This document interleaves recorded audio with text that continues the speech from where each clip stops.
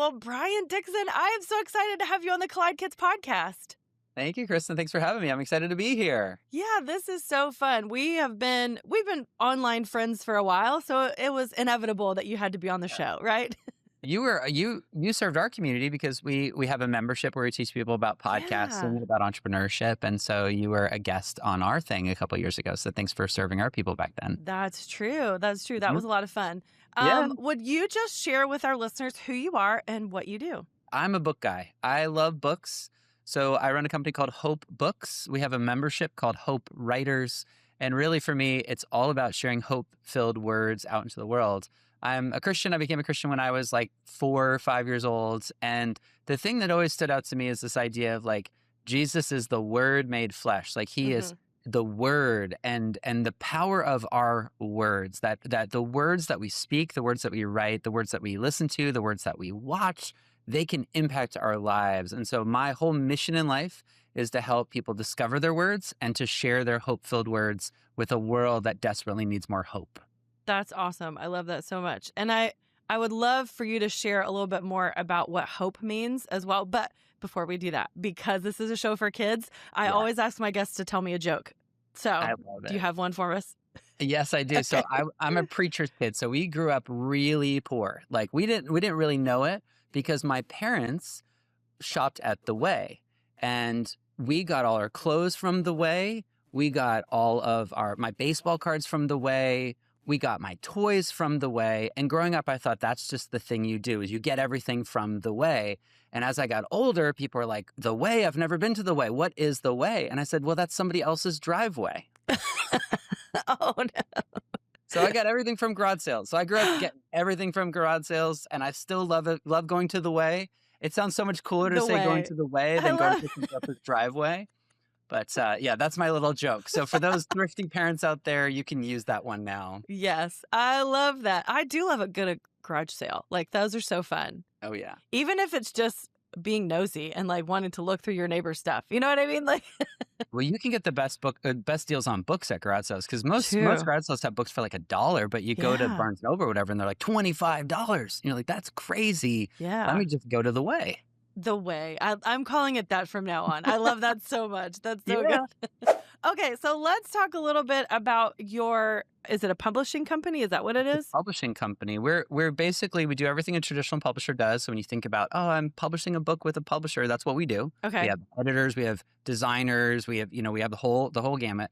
But we also really support our authors. So we have a coaching program, we have weekly coaching, we have a membership community. So we make sure that we actually help our writers write the book and publish the book. Most publishers only publish; Mhm. they don't actually help with like the writing part. And so we do that. We have exercises and videos and a community, and we pray together, and it's a really great part of what we do. That's very cool. And I'm writing a book right now, so I'm Come excited to on, talk to you. I'm going to learn a lot today. amazing! Let's Now, go. tell me why hope? Like why is it called hope? What does hope mean and why is that important to include in the name of your company? Well, the verse that we built our company on is 1 Peter 3:15, which says, "Always be ready to give a reason for the hope that you have, Mm. but do it with gentleness and respect." And that is like my life mission. So let's just kind of break that down real quick, right? Always be ready to give a reason for the hope that you have. Well, in our culture as a Christian, we're in Babylon, right? We're Daniel living in Babylon. Mhm. That is just the nature of our culture today. Is that we live in a sort of a post-Christian culture. At least that's what I believe. And so when I go with my kids to the playground, when I go with my kids to the mall, that sort of thing, they're going to see a bunch of stuff that's not Christian stuff, Mhm. right? And so as we go out into the world, the mandate is to be ready to give a reason for the hope that we have. So that's what evangelism looks like. That's what letting your light shine before all men so they'll see your good works and glorify your Father in heaven. That's what that means is Mhm. we're not standing on the street corner preaching at people, but we're ready to give a reason. A reason for what? Not necessarily a reason for like, here's why you need to accept Jesus or you go to hell. Like that's not really the strategy here, right? It's give a reason for the hope that you have. Yeah. So what's that hope? Well, we know ultimately Jesus is our hope, but it's like if Jesus is our hope, we should be living out that hope every day. And the concept there is if people see the way that you live, they're going to be really curious about why. So that's kind of the idea. It's like be ready to give a reason for the hope that you have. The best way to give a reason is to use words. And so Mhm. that's kind of where this whole idea came from. We also want to do it with, as the rest of the verse says, gentleness and respect. And I believe that a book is a great way to tell a story, to lead to an argument, to convince somebody of something. Like books have changed wars, books have changed Yeah. countries. And so you writing your book is actually, I think, one of the best tools, longest lasting tools to be able to share your hope. And then in our company, we actually take the word hope, HOPE, and we break it down. So we say everything that we publish, what I recommend you post on social media, when you're giving a speech, et cetera, helpful, Mhm. optimistic, personal, and equipping. So is it Ooh, I like that. helpful? Right? Is it helpful? Is it hope-filled? Is it optimistic? Is it personal? Is it your story? And finally, does it help somebody actually move forward by being equipping? I love that. And I love that that's a great way to think about, like you said, whenever you write something or whenever you're speaking or sharing, to make sure that it's covering all of those things. Because I think sometimes we can like focus on one, but Yes. to really make sure that what we're doing is putting out that hope. So I love that. That's a great acrostic. I like that. So tell us a little bit about how you got started in this, because I know you said you're a book guy, you love books. Mm, So what was it that drew you to this type of work? yes. Well, when I was a kid, I could not find books that I loved. And I'm kind of envious about my children now. We have 3 kids. We have a 3rd grader, a 6th grader, and a 9th grader, and they have awesome books. Like the world of books has completely changed since when I was a kid. Mm-hmm. I mean, if I wanted to learn about geckos, I literally had to go to the library, find the Encyclopedia Britannica, Yes. find the G volume, and if somebody had taken it out, I couldn't learn about geckos. Right. Right. And now it's like there are adventure graphic novels about ninja geckos. Like it's Right. crazy what's available today. So I always had this passion for like finding great stories, and I saw a gap, and I've seen that gap as I was growing up of like, what are there any good adventure stories for kids, for Christian kids, for that fit our vision and our values. Mm-hmm. And so I was actually a teacher. It was my first like real job, was being a classroom teacher. And my first year teaching a long, long time ago is I had this idea of like a Bible study for Christian kids that were going to a public school. And it was called Daily Living in the Lion's Den. And it was Mm. basically like you could read it in the morning or, on the way to school, and would kind of encourage you for the day. And I pitched it to 17 different publishers. And I thought, this is such a great mission. These publishers are going to love my book. I'm going to get a publishing deal. My book will be in Barnes and Noble, in 2 months from now. It'll be amazing. And instead, I received 15 photocopied, not just typed out, photocopied rejection letters. Oh no. And it hit me like, wait, what? I thought if you have a good idea, a publisher is going to come alongside you and help you get it published. And Yeah. I got a hard education in the world of discouragement and frustration, and actually quit. I never wrote that book. And it took years to sort of pick myself up off the floor and say, wait a second, just because a big publisher doesn't pick me, it Mm-hmm. doesn't mean my message doesn't matter. And so that's really where it started. It actually started from a point of pain of going, I have this message I want to get out, but nobody else really believes in it. Yeah. And that's what kind of began my journey. Very cool. And I love that you started out as a teacher. I think teachers are really great writers because you're having to, you have to have good grammar and all of that, but you also have to be really good at like connecting with people and keeping people's attention, because that's what you have to do in the classroom, right? Oh my goodness, yes. Yeah, I have so many stories about how I try to figure out how to engage kids. That's actually what got me into technology, was like, you can use technology to engage kids. Now, of course, we know that now in 2025, but when I started, it was 2001. So when I started 24 years ago, I mean, we barely had computers in the classroom, let alone the internet. And Mm-hmm. so there was a lot of stuff we did. Probably my favorite classroom thing that we ever did, as I was an English teacher. So as an English teacher, is we called it the Poetry Cafe. And so I got a microphone similar to the microphone I'm using right now, and all the kids in my class wrote their little poem, and then we recorded it, and then I put it together on a CD that we gave away to all the parents on parent night. Oh, And like fun. to see kids, the light in their eyes that they made something is what I'm passionate about now. So we help people publish books, and it's the same feeling of like a lifelong dream accomplished, like seeing Mm-hmm. these students way back, holding their Poetry Cafe CD, pressing play, going to track 7, listening to their poem with that they recorded in the microphone. Like that's what makes education really engaging. That's really cool. I love that. So tell me, how many books have you written now? Because I know you've written some books. How many have you done? Well, there's a big difference between an idea of a book, writing a book, Yes. written a book, and published a book, and then launched a book. Like those are all different phases. So Okay. it's like there's several. I would look at them as like they're all projects. So Okay. every project is sort of in its different like stage of development. So officially, I've published 5. Okay. 2 with traditional publishers, 2 self-published, and then 1 through our company, which now I'm going to be using our company from now on. But then I also have I have a lot of book ideas. And in fact, the average author that we talk to has more than 10 ideas of books they want to publish. Hmm. So yeah, so I have my next one coming out is the first time I've written for kids, which is really fun. I always love the Encyclopedia Brown books and Yeah. Ramona Quimby books, the Magic Tree House. And so I wrote a book kind of in that genre about a girl named Ruby May, and she's very curious and she writes her own book. And so it sort of teaches our process for writing your book, but through a narrative fiction story, which is going to be really fun. We're putting that together over the summer, and we hope to have it come out before the school year. Oh, I love that. Okay. So it's a book for kids to Yes. learn the process of writing a book. Can you tell us what is that process? Like, what is Yeah. Ruby learning about in this story? Okay, so the big mindset shift, and this is worth writing down. Okay, if you're in your Okay. minivan driving right now, you might want to pull over for this one. Okay, books are not written, books are built. Ooh, I like that. So I compare it to a house. Okay, imagine that you bought a plot of land and you're like, I'm going to put my house there. You don't go to Home Depot, get some wood and hammer and nails and just start going for it.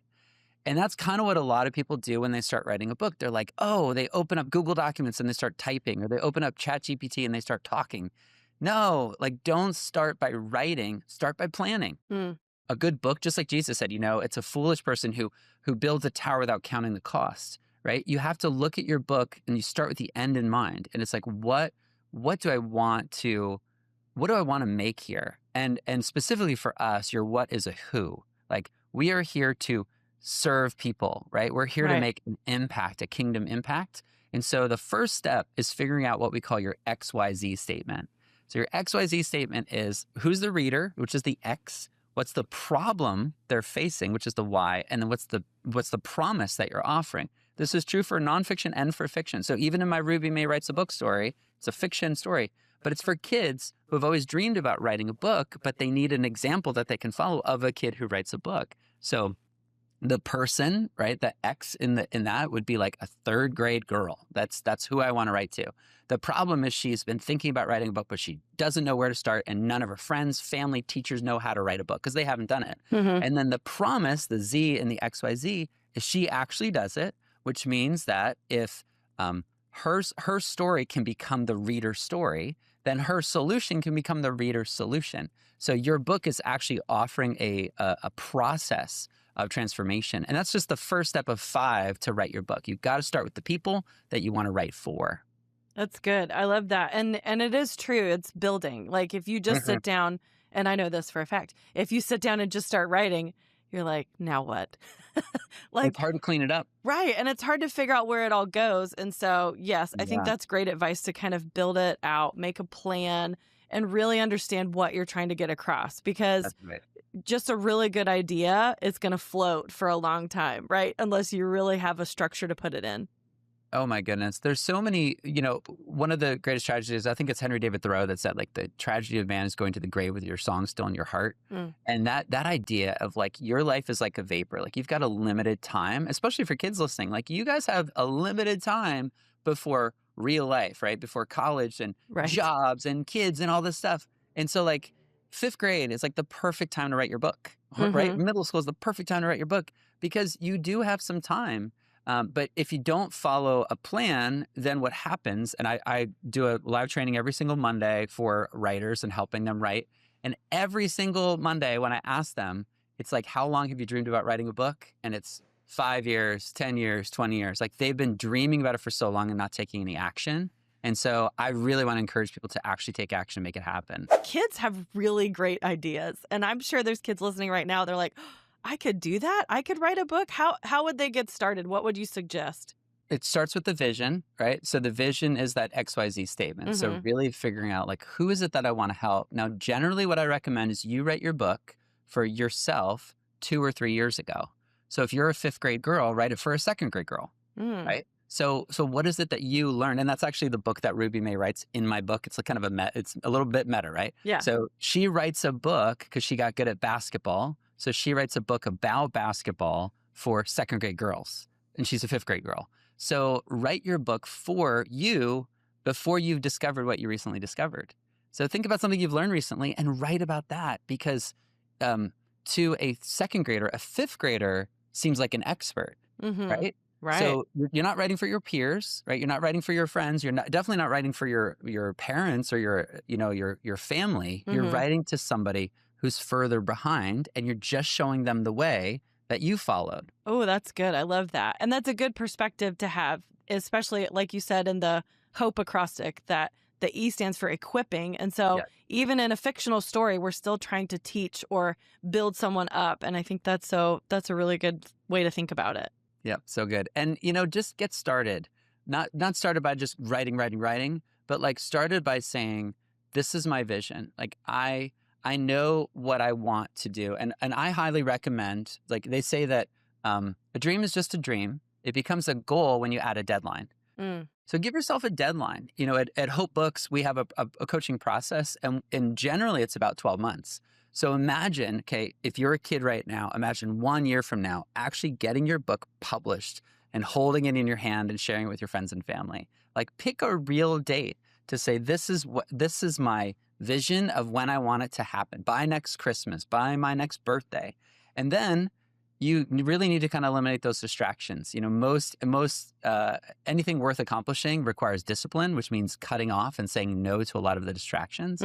So even if you just gave it, I'm going to do 10 minutes a day or 30 minutes a week, you can get there if you just kind of stack those writing sessions, right? And you kind of build the words over time. That's right. And that's something that I've learned too, is that if I don't put it in my schedule or make time for writing, like just as an important, like a doctor's appointment or meeting with someone, I'm meeting with myself to fulfill this goal, right? And so that gives me that structure too.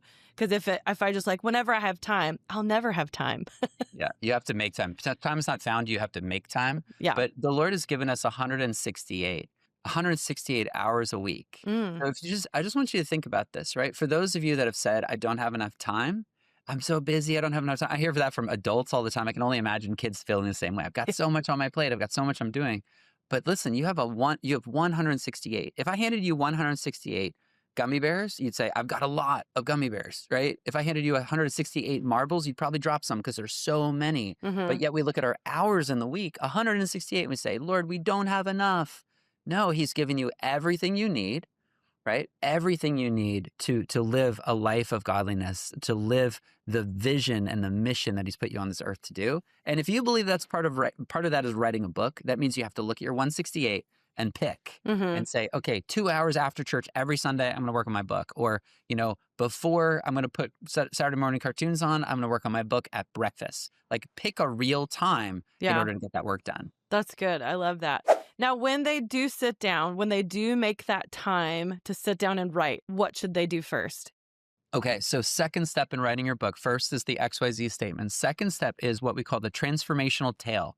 And it's for the reader. So imagine the first chapter is where the reader is in prison. It's where they're stuck.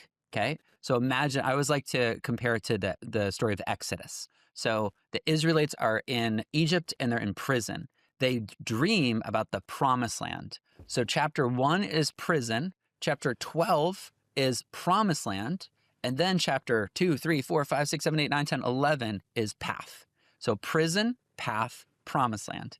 And so that's the way that you write your book. You say, okay, if I'm going to write a book and I'm helping third grade boys get better at flag football, okay, chapter 1 is when I fell on my face and how I didn't even know how to throw a ball. That's chapter 1. Yeah, that's my story of stuck. That's my prison.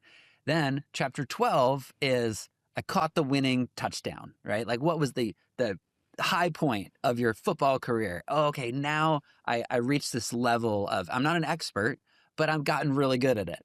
And then what are the steps in the process? So it doesn't have to be 10 steps. I mean, generally it's like somewhere between 5 to 7. But what are the things that you want to share to say, okay, here's how to hold a football. Here's how to throw a football. Here's how to catch a football, or, whatever the topic happens to be. We Mhm. call that the transformational tale. So where are they stuck right now? What are the steps or the mindset shifts or the actions they need to take in order to get to where you are? And that's really how you structure your overall book. That looks more like a whiteboard, right? Or post-it notes than it does actually writing. It's more mapping than writing. Okay. And can you explain that a little bit? Like what is mapping? Like how do we do that? Yeah. Okay. So imagine you're planning out like the perfect vacation, right? So let's say you're going to like Aruba and you're like, oh, I want to go on this like amazing vacation. Well, okay, you got to pack. So that's kind of the beginning. Mhm. And then I'm going to return. That's the end. And like, what are all the things I want to do when I'm there? Well, you kind of brainstorm, right? You write them all down. Mhm. Okay, I want to do this. I want to do this. I want to do this. And then so you can put that on Post-it notes. I love Post-it notes because I'm I very do too. tactile, right? So you write, okay, I want to do this. I want to do this. I want to do this. So for the example of like, I'm writing a story, I'm writing a book to help, kids with their football skills. Okay, they're going to need this, put that on a Post-it note. They're going to need how to catch, put it on a Post-it note. They're going to need how to throw, put it on a Post-it note. And then you're going to have like 16 Post-it notes or sticky notes, whatever you call them. And you're like, okay, what are the most important ones? What's the order of them? So then you can kind of take them, put them on your wall or on your desk and move them around so that they're in order. And you know what you just created? You just created your outline of your book. Oh, yeah. So you have your reader, the problem and the promise, the person, problem, and promise. That's the XYZ statement. Then Mhm. we just created our outline, what we call the transformational tale. And then now what we're going to do, step 3, is we're actually going to find 3 model books, 3 books that are similar-ish to the books that we want to write. So that means literally going to a bookstore Mhm. and finding 3 books and say, this is the kind of book I want to write. Now, how do they structure the chapters? This is Mhm. getting a little nerdy, but basically, if you open up to the middle of one of these example books, like let's say chapter 5, Mhm. you look at it, most books they have a structure. Every chapter follows the same structure. So it might have a quote at the beginning, then a story, then some teaching points, then maybe some application questions, and then maybe a journal prompt. That's what's called the chapter outline. So we have we have the book outline, Mhm. then we have the chapter outline. So you pick your chapter outline, what we call the DCO, the detailed chapter outline. Mhm. So every chapter, I'm going to start with how I didn't know how to catch, how I didn't know how to throw, how I didn't know how to da da. So it's the I didn't know story. Mhm. Then it's the what I learned story. Then it's like the action steps section. Yeah. And then once you do that, you're basically now you have the roadmap to your whole book. And then that's step number 4. Now you can write it because now you know what you're following. And it's almost like fill in the blank. It's kind of like Mad Libs. You're like, I'm just filling in the blank here because I know exactly what I'm supposed to write. Okay, I need to tell a story about how I couldn't catch a football. Okay, I can write that.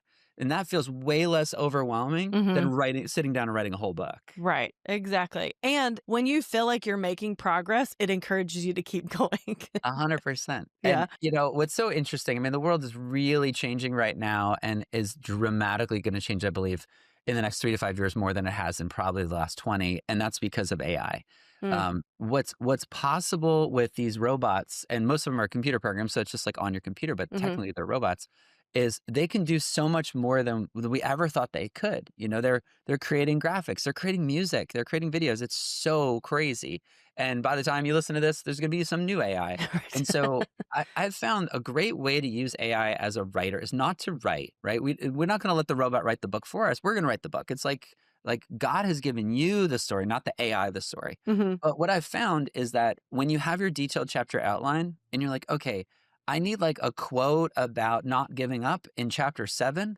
Well, now you can use the AI and you Mhm. can say, hey, ChatGPT, can you give me a quote about not giving up from a football person? And it'll be like, sure, here's 10. And you're like, Right. great.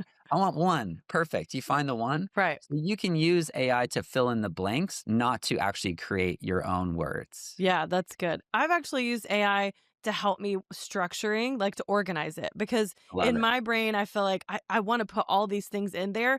But so I asked AI, like, help me structure these chapter um, titles. Like, how does that work? And would that make sense to a reader? And so, yeah, so there's lots of ways you can use AI.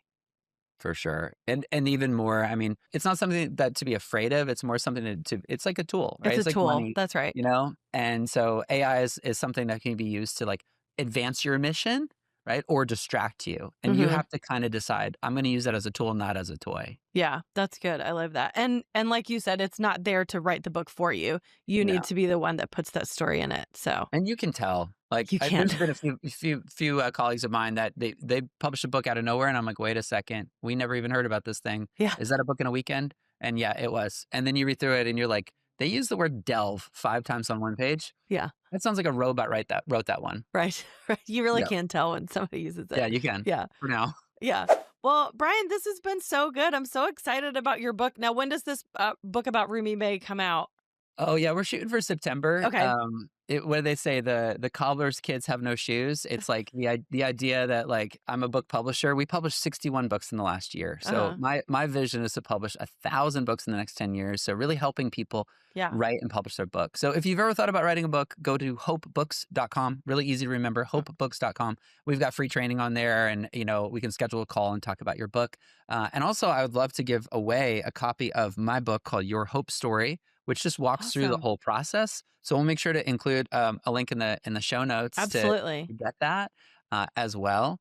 But yeah, it's such a fun journey to encourage people to discover that they have a story, because I really believe that your hard story can become your hope story. Mhm. So if you feel like I've been left out, or I feel like I don't belong, or somebody betrayed me, like, yeah, that's really hard. But guess what? God works all things together for the good of those who love him. And Mhm. that's one thing you can do, is you can look at that hard story and you say, how can I share that in a way that can be hope filled and help somebody else? And it's really fun to be part of that work. I love the quote that says, God takes our mess and makes it our message. Oh, So, so yeah, good. anytime we make a mistake or something happens to us, like you said, that's really difficult, he can still use that to encourage someone else. So that's good.